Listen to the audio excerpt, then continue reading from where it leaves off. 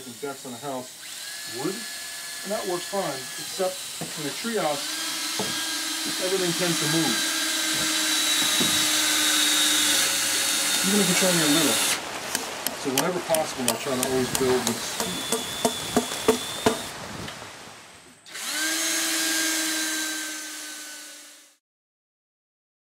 We're here with John Carberry, owner-operator of Peacemaker Treehouse.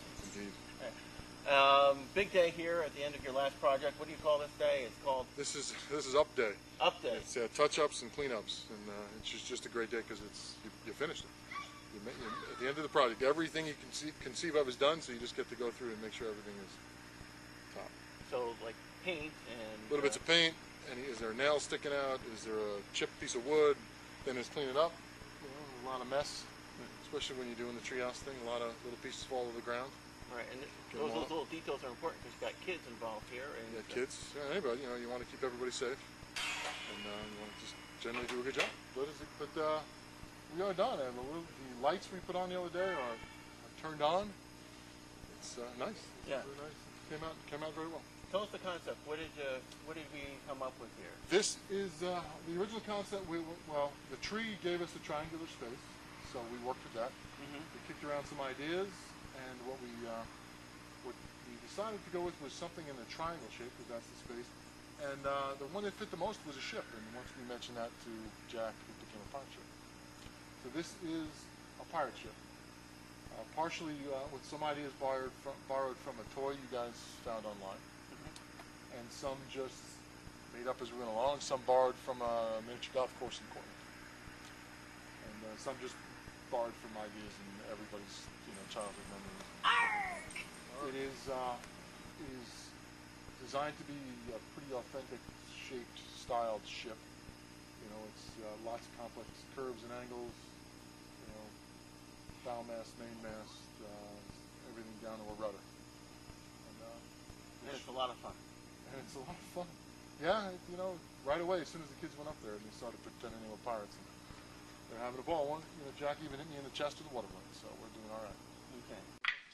Nice that first shot, Jack. Very impressive. A fastball to the stone. Nice. Under pressure, too. Everybody's watching. That shows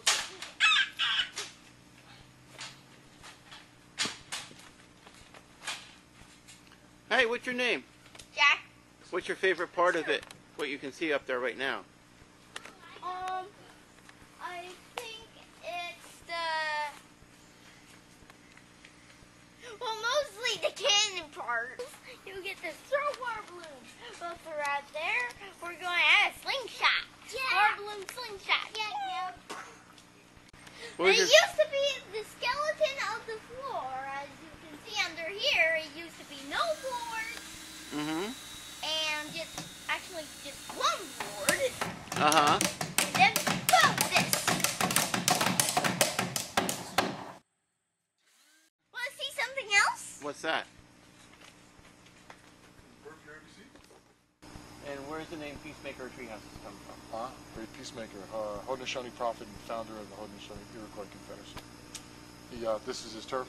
Founded a democratic confederacy that's been around for anywhere between 700 and 1,000 years, depending on which historian you want to talk to. And you've got the Seneca, Oneida, Cayuga, Onondaga, and Mohawk, the 5 Virgin Nations. Tuscarora came later.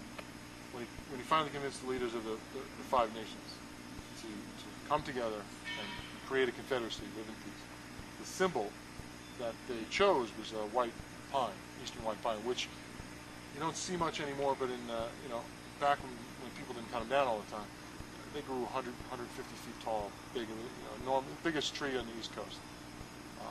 So they chose that, and they, as the story goes, one particularly large white pine was uprooted, creating an enormous hole, and then the warriors and leaders of the nations threw their weapons in the hole. The tree was then put back in place. It spread its roots out in the 4 directions, and anyone who would follow those roots from any direction to the tree in peace would be welcome to peace. So anyone who follows the direction to a tree finds peace. Well, that's my theory. It is. I mean, it's a neat thing. That's what treehouses do. I mean, it brings you into the peace of a tree. I don't found only there. I think so. I think there's something about them. as soon as you get up off the ground and into a tree, I don't know, the Darwin fans would tell you that maybe, that's some ancient instinct back when, our ancestors were tree bound, and someone else might say it's simpler than that. It's just that we all remember childhood. But it's neat. You get up off the ground and you're in a tree and it moves a little, and you're inside the branches. You can look down and around at the tree instead of it up, and you just exhale and breathe a little easier. It's a fun place. You're gonna come back when we have the christening, right? Oh yeah. We still have to show you one more thing. What's that? Nothing. So goodbye. All right. Come again soon. Wait, yeah, we have to record, don't we? I just did. Oh. All right. Next time on Jack's Tours or something like that. Well, goodbye.